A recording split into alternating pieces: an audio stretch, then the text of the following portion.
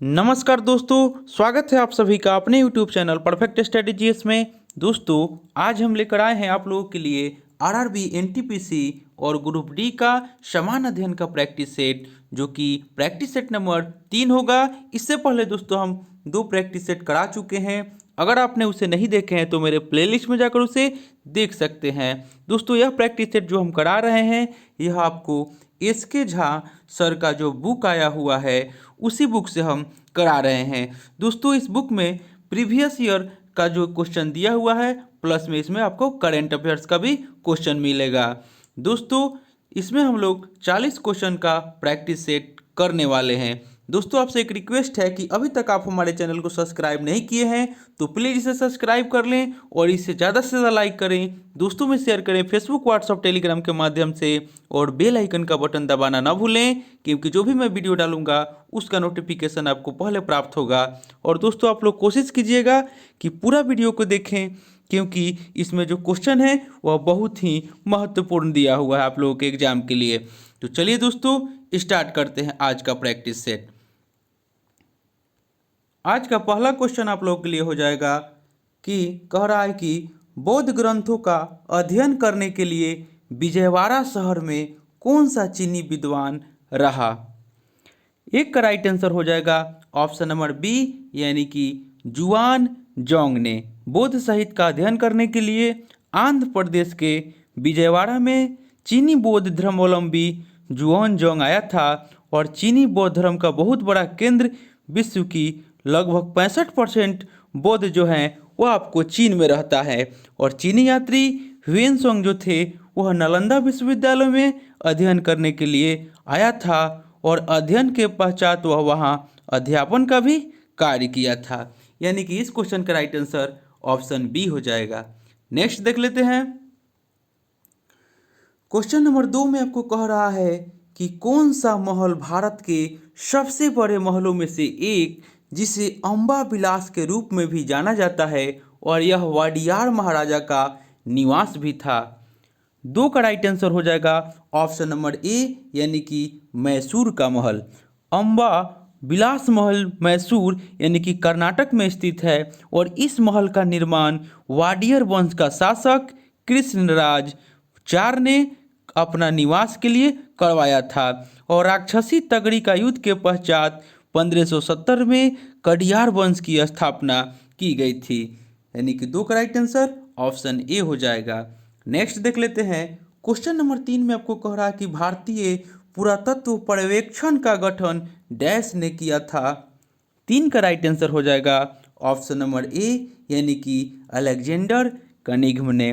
भारतीय पुरातत्व का जनक डॉक्टर कनिघ्म ने 1861 में भारतीय पुरातत्व पर्यवेक्षण की स्थापना करवाया, लेकिन भारतीय इतिहास का वास्तविक खोज 1784 में कलकत्ता में स्थापित एशियाटिक सोसाइटी के द्वारा किया गया। और एशियाटिक सोसाइटी की स्थापना जो किए थे वह सर विलियम जोन्स के द्वारा किया गया था।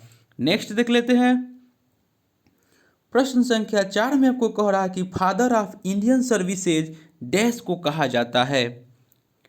4 का राइट आंसर हो जाएगा ऑप्शन नंबर सी, यानी कि लॉर्ड कॉर्नवालिस को कहा जाता है। और भारत में सिविल सेवा का जनक लॉर्ड कॉर्नवालिस को माना जाता है, और लॉर्ड कॉर्नवालिस ने ही सर्वप्रथम भारतीय प्रशासनिक ढांचा का विकास किया, जैसे सचिवालय प्रणाली, अखिल भारतीय सेवा भर्ती परीक्षण और पुलिस प्रशासन आदि। नेक्स्ट देख लेते हैं। क्वेश्चन नंबर 5 में आपको कह रहा है कि ब्रिटिशों के विरुद्ध अमेरिकी क्रांति में लड़ने वाले एक देशभक्त पाल रेवरे थे। उस शहर का नाम क्या है जहां वह रहते थे और जहां उनकी मृत्यु हुई। पाल रेवरे का घर अभी भी इस शहर में स्थित है। 5 का राइट आंसर हो जाएगा ऑप्शन नंबर बी, यानी कि बोस्टन। पाल रेवरे जो थे वह यूएसए का बोस्टन का मूल निवासी थे, और इन्होंने ही नारा दिया था, प्रतिनिधि नहीं तो कर नहीं। नेक्स्ट देख लेते हैं। क्वेश्चन नंबर 6 में आपको कह रहा है कि गुलनाबाद की लड़ाई मोहम्मद होताकी के नेतृत्व में किस वर्ष लड़ी गई थी। 6 का राइट आंसर हो जाएगा ऑप्शन नंबर बी, यानी कि 1722 में लड़ी गई थी।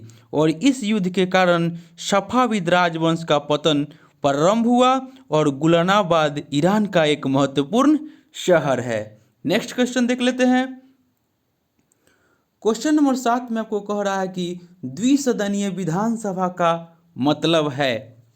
7 का राइट आंसर हो जाएगा ऑप्शन नंबर सी, यानी कि विधायकों को 2 अलग विधानसभाओं में बांटा जाता है।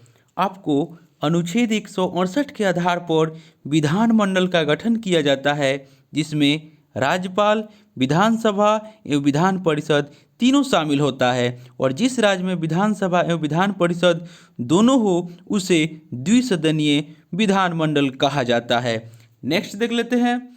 क्वेश्चन नंबर 8 में आपको कह रहा है कि कौन अस्थायी अवधि के लिए सर्वोच्च न्यायालय के तदर्थ प्रमुख के रूप में नियुक्त किया जा सकता है। 8 का राइट आंसर हो जाएगा ऑप्शन नंबर बी, यानी कि उच्चतम न्यायालय के न्यायाधीश। अनुच्छेद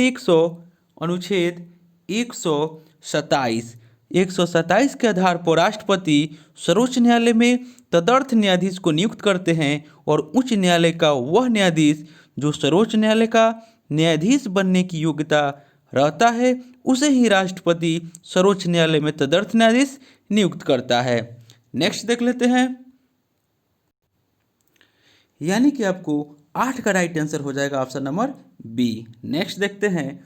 क्वेश्चन नंबर 9 में आपको कह रहा है कि निम्न में से किसे एक टूटा हुआ तारा कहना अनुपयुक्त नहीं है। 9 का राइट आंसर हो जाएगा ऑप्शन नंबर सी, यानी कि अंश और अवशेष। पृथ्वी की बाह्य कक्षा में लाखों की संख्या में छोटे छोटे धूल कण, गैस, जल वाष्प का आकाशीय पिंड अनियमित कक्षा में सूर्य का चक्कर लगा रहा होता है, और जब वह पृथ्वी का गुरुत्वाकर्षण बल के कारण पृथ्वी की कक्षा में प्रवेश कर जाता है तो गिरते हुए आकाशीय पिंड वायुमंडलीय घर्षण से जल उठता है, और उसे ही तारा का टूटना अपभ्रंश में कहा जाता है। और बुध एवं पृथ्वी ग्रह के बीच 45,000 से अधिक छोटे छोटे आकाशीय पिंड को क्षुद्र ग्रह कहा जाता है, और तारा में अपना प्रकाश होता है। नेक्स्ट देख लेते हैं। प्रश्न संख्या आपको 10 में कह रहा है कि किस खगोल शास्त्री ने प्लूटो ग्रह का पता लगाया था। 10 का राइट आंसर हो जाएगा ऑप्शन नंबर डी, यानी कि क्लाइड ट्रॉमवैग। क्लाइड ट्रॉमवैग ने प्लूटो ग्रह की खोज किया था, और वर्तमान समय में प्लूटो को ग्रह की श्रेणी से अलग कर दिया गया है, और वर्तमान को बौना ग्रह कहा जाता है। नेक्स्ट देख लेते हैं। प्रश्न संख्या 11 में आपको कह रहा है कि निम्न शहरों में से कौन सा भूमध्य रेखा की लाइन पर पड़ता है। 11 का राइट आंसर हो जाएगा ऑप्शन नंबर ए, यानी कि पोटियानक। पोटियानक जो दे रहा है, पोटियानक नहीं होगा, पोंट नायक होगा। ये क्या होगा, मिस प्रिंट हो गया है, पोंट नायक होगा, पोंट नायक। पोंट नायक जो है यह आपको इंडोनेशिया का एक शहर है, और यह जो है शहर भूमध्य रेखा अर्थात विषुवत रेखा पर अवस्थित है, और ग्लोब पर दोनों ध्रुव को बीचों बीच काटने वाली रेखा को भूमध्य रेखा कहा जाता है, यानी कि यह पोंट नायक हो जाएगा। ऑप्शन ए राइट आंसर हो जाएगा। नेक्स्ट देख लेते हैं। क्वेश्चन नंबर 12 में आपको कह रहा है कि डैश में ओजोन की उपस्थिति जो है वह सूरज की हानिकारक पराबैंगनी विकिरणों को पृथ्वी की सतह तक पहुंचने से रोकती है। 12 का राइट आंसर हो जाएगा ऑप्शन नंबर सी, यानी कि स्ट्रेटोस्फियर।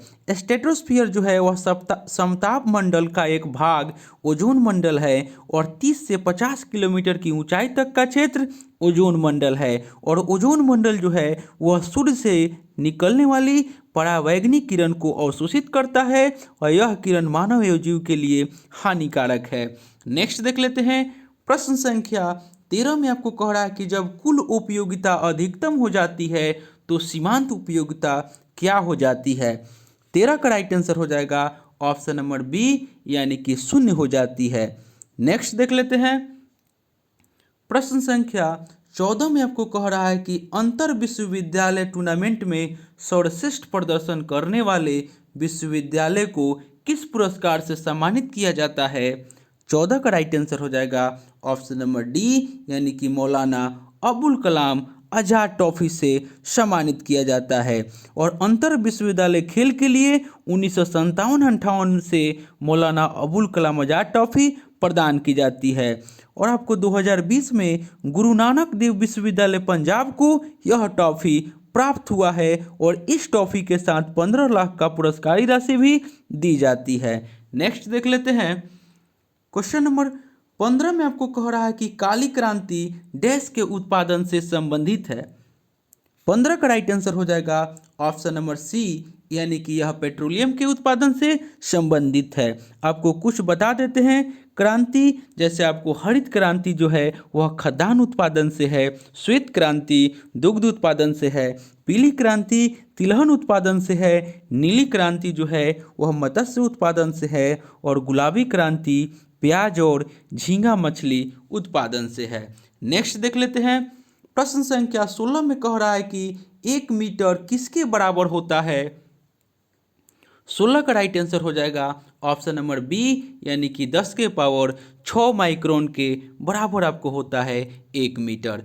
नेक्स्ट देख लेते हैं। नेक्स्ट क्वेश्चन में आपको कह रहा है, क्वेश्चन नंबर 17 में कह रहा है कि यदि 10 केजी भार की बाईसाइकिल अगर 20 मीटर प्रति सेकंड की गति से चलती है तो बाईसाइकिल की गतिज ऊर्जा क्या होगी। इसका राइट आंसर आपका हो जाएगा ऑप्शन नंबर डी, यानी कि 2000 जूल। इसका फॉर्मूला होता है यानी कि काइनेटिक एनर्जी यानी कि गतिज ऊर्जा बराबर होता है 1/2 mv²। इस फॉर्मूला से आपका यह क्वेश्चन बन जाएगा, यानी कि इसका राइट आंसर ऑप्शन डी हो जाएगा। नेक्स्ट देख लेते हैं। नेक्स्ट क्वेश्चन हो जाएगा क्वेश्चन नंबर 18 में आपको कह रहा है कि यदि अक्षर छोटा दिखाई देता है तो लेंस होगा। 18 का राइट आंसर हो जाएगा ऑप्शन नंबर सी, यानी कि अवतल लेंस होगा। नेक्स्ट देख लेते हैं। क्वेश्चन नंबर 19 में आपको कह रहा है कि रेफ्रिजरेटर निम्नलिखित में से किस सिद्धांत पर काम करता है। 19 का राइट आंसर हो जाएगा ऑप्शन नंबर डी, यानी कि यह वाष्पीकरण के सिद्धांत पर काम करता है। रेफ्रिजरेटर जो है वह वाष्पीकरण के सिद्धांत पर कार्य करता है और इसकी खोज जो थे, यानी कि रेफ्रिजरेटर की खोज हैरिसन और कैटलिन ने किया था। नेक्स्ट देख लेते हैं। नेक्स्ट क्वेश्चन हो जाएगा क्वेश्चन नंबर 20 में आपको कह रहा है कि किसी विद्युत सर्किट के दो बिंदुओं के मध्य एक इकाई आवेग स्थानांतरण में हुआ कार्य डैश कहलाता है। 20 का राइट आंसर हो जाएगा ऑप्शन नंबर ए, यानी कि विभवांतर। किसी विद्युत सर्किट के दो बिंदुओं के मध्य एक इकाई आवेश के स्थानांतरण में हुआ कार्य विभवांतर कहलाता है और विभवांतर को हम वोल्ट मीटर के द्वारा मापा जाता है। नेक्स्ट देख लेते हैं। क्वेश्चन नंबर 21 में आपको कह रहा है कि पेंट करने वाली मशीन आधारित है। 21 का राइट आंसर हो जाएगा ऑप्शन नंबर बी, यानी कि यह बर्नौली सिद्धांत पर आधारित है। नेक्स्ट देख लेते हैं। क्वेश्चन नंबर 22 में आपको कह रहा है कि बल की परिभाषा को किस आधार पर व्याख्यापित किया जा सकता है। तो 22 का राइट आंसर हो जाएगा ऑप्शन नंबर ए, यानी कि न्यूटन के गति का पहला नियम। नेक्स्ट और इसके बारे में कुछ जान लेते हैं। तो न्यूटन की गति का जो दूसरा नियम होता है इसमें आपको इसका सूत्र प्राप्त होता है और तीसरा नियम जो होता है यह आपको प्राकृतिक होता है। नेक्स्ट देख लेते हैं। यानी कि क्रिया के प्रति प्रतिक्रिया जो होता है, क्रिया के विपरीत प्रतिक्रिया, यह आपको न्यूटन का तीसरा नियम हो जाता है। नेक्स्ट क्वेश्चन देख लेते हैं। क्वेश्चन नंबर 23 में आपको कह रहा है कि गैल्वेनीकरण जंग से बचाने वाली एक प्रक्रिया है जिसमें स्टील और लोहे पर डैश की कोटिंग का इस्तेमाल किया जाता है। 23 का राइट आंसर हो जाएगा ऑप्शन नंबर डी, यानी कि जिंक की कोटिंग का इस्तेमाल किया जाता है। नेक्स्ट क्वेश्चन देख लेते हैं। क्वेश्चन नंबर 24 में आपको कह रहा है कि प्रजनक यानी कि ब्रीडर रिएक्टर वह है जिसमें 24 का राइट आंसर हो जाएगा ऑप्शन नंबर ए, यानी कि विखंडनीय पदार्थ की जितनी खपत होती है उत्पादन उससे अधिक होता है, यह आपको प्रजनक रिएक्टर है। नेक्स्ट देख लेते हैं। क्वेश्चन नंबर 25 में आपको कह रहा है कि डैश अनुवांशिक गुणों के वाहक हैं 25 का राइट आंसर हो जाएगा ऑप्शन नंबर ए, यानी कि डीएनए जो है वो आपको आनुवांशिक गुणों के वाहक है।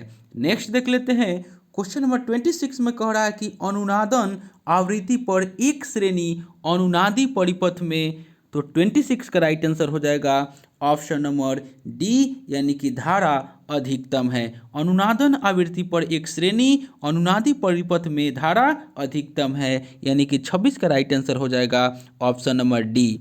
नेक्स्ट देख लेते हैं, क्वेश्चन नंबर 27 में कह रहा है कि जब कोई व्यक्ति केवल नज़दीक होने वाली वस्तुओं को ही देख पाए तो इस स्थिति को डैश कहा जाता है।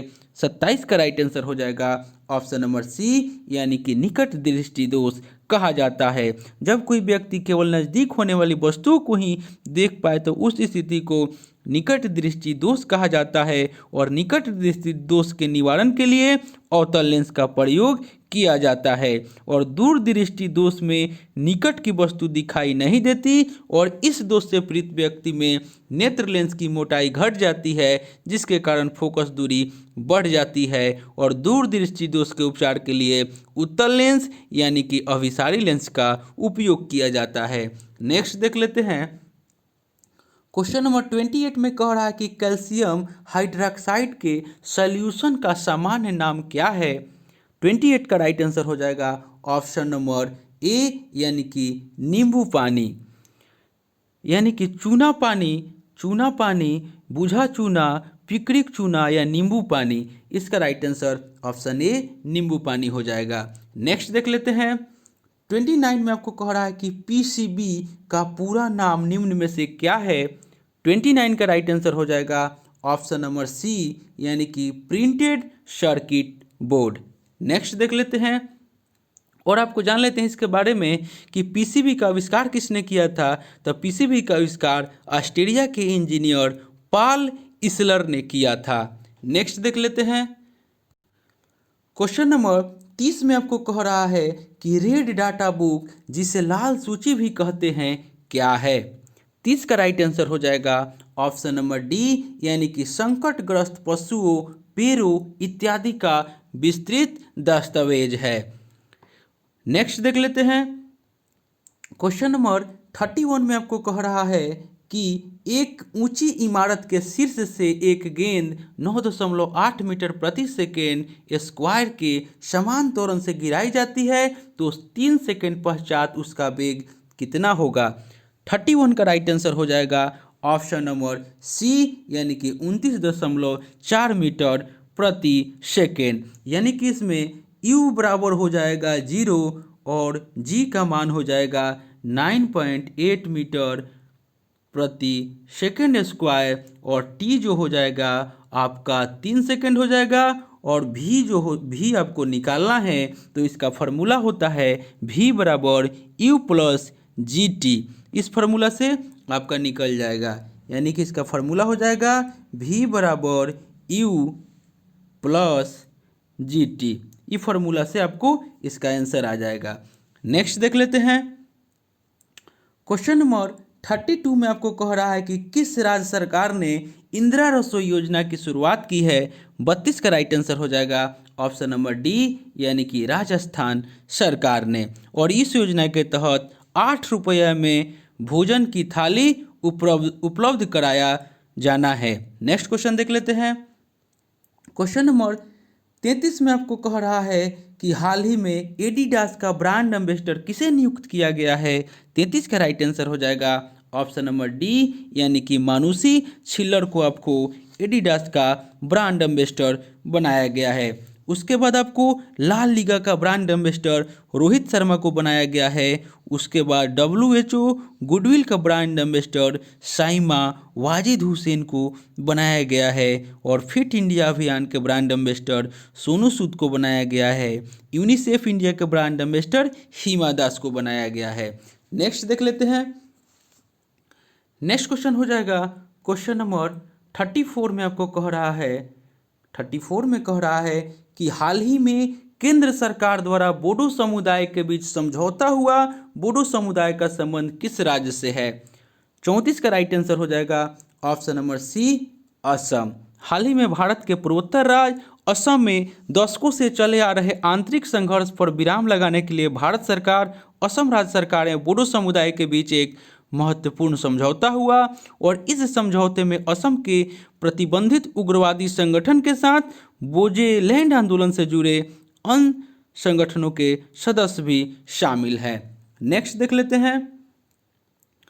क्वेश्चन नंबर 35 में आपको कह रहा है कि इसरो ने अंतरिक्ष यात्रियों के प्रशिक्षण हेतु मानव अंतरिक्ष उड़ाने की स्थापना कहाँ करने की घोषणा की है, यानी कि मानव अंतरिक्ष उड़ाने केंद्र की स्थापना कहाँ करने की घोषणा की है। तो 35 का राइट आंसर हो जाएगा ऑप्शन नंबर ए, यानी कि कर्नाटक में।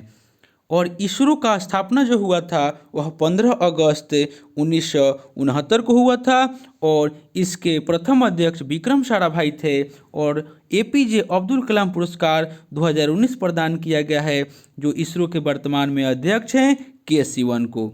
नेक्स्ट क्वेश्चन देख लेते हैं। क्वेश्चन नंबर 36 में कह रहा है कि पुस्तक कनेक्टिंग, कम्युनिकेटिंग, चेंजिंग किस व्यक्ति के कार्यकाल पर आधारित है। 36 का राइट आंसर हो जाएगा ऑप्शन नंबर बी, यानी कि वेंकैया नायडू। नेक्स्ट देख लेते हैं। क्वेश्चन नंबर 37 में आपको कह रहा है कि हाल ही में किस व्यक्ति को जम्मू कश्मीर का उपराज्यपाल नियुक्त किया गया। 37 का राइट आंसर हो जाएगा ऑप्शन नंबर बी, यानी कि मनोज सिन्हा को। नेक्स्ट देख लेते हैं। क्वेश्चन नंबर 38 में आपको कह रहा है कि स्वच्छता सर्वेक्षण 2020 के संबंध में कौन सा कथन सत्य नहीं है। 38 का राइट आंसर हो जाएगा ऑप्शन नंबर सी, यानी कि राज्यों में सबसे स्वच्छ राज्य मध्य प्रदेश को चुना गया है, यह आपका सही नहीं है। स्वच्छ सर्वेक्षण 2020 यानी कि यह सर्वेक्षण केंद्रीय आवास और शहरी मामले के मंत्रालय द्वारा किया गया है, यह आपका सही है। और इस सर्वेक्षण में सर्वश्रेष्ठ गंगा टाउन का पुरस्कार बनारसी को दिया गया, यह भी सही है। और इस सर्वेक्षण में इंदौर लगातार चौथी बार प्रथम स्थान पर रहा, यानी कि ये भी आपका सही है, यानी कि ऑप्शन सी जो है वो आपका गलत है। नेक्स्ट देख लेते हैं। क्वेश्चन नंबर 39 में कह रहा है कि G20 देशों की पर्यावरण मंत्रियों की बैठक आयोजित की गई, इसकी अध्यक्षता किस देश ने की। 39 का राइट आंसर हो जाएगा ऑप्शन नंबर बी, यानी कि सऊदी अरब ने। G20 देशों के साथ बेहतर दुनिया के लिए काम करने के लिए प्रतिबद्ध है और G20 विकसित एवं विकासशील देशों का संगठन है, जिसकी स्थापना 1999 में हुआ और 17 सितंबर 2020 को सऊदी अरब के सुल्तान की अध्यक्षता में वीडियो कॉन्फ्रेंसिंग के माध्यम से G20 पर्यावरण मंत्री स्तरीय बैठक आयोजित की गई। नेक्स्ट देख लेते हैं। नेक्स्ट और अंतिम क्वेश्चन हो जाएगा आज का कि मी टू पुस्तक किसके द्वारा लिखी गई है। 40 का राइट आंसर हो जाएगा ऑप्शन नंबर ए, यानी कि यह कर्णपुरी के द्वारा लिखी गई है। तो दोस्तों यह प्रैक्टिस सेट जो हम लेकर आए थे, यह आपको आरआरबी, एनटीपीसी और ग्रुप डी का प्रैक्टिस सेट नंबर 3 था। इससे पहले दोस्तों हम 2 प्रैक्टिस सेट करा चुके हैं। अगर उसे आपने नहीं देखे हैं तो मेरे प्लेलिस्ट में जाकर उसे देख सकते हैं। दोस्तों यह प्रैक्टिस सेट जो हम करा रहे हैं वो आपको एसके झा सर के बुक से करा रहे हैं। दोस्तों आपसे एक रिक्वेस्ट है कि अभी तक आप हमारे चैनल को सब्सक्राइब नहीं किए हैं तो प्लीज़ इसे सब्सक्राइब कर लें और इसे ज़्यादा से ज़्यादा लाइक करें, दोस्तों में शेयर करें फेसबुक, व्हाट्सअप, टेलीग्राम के माध्यम से और बेल आइकन का बटन दबाना ना भूलें, क्योंकि जो भी मैं वीडियो डालूंगा उसका नोटिफिकेशन आपको पहले प्राप्त होगा। तो चलिए दोस्तों मिलते हैं नेक्स्ट वीडियो में, तब तक के लिए धन्यवाद।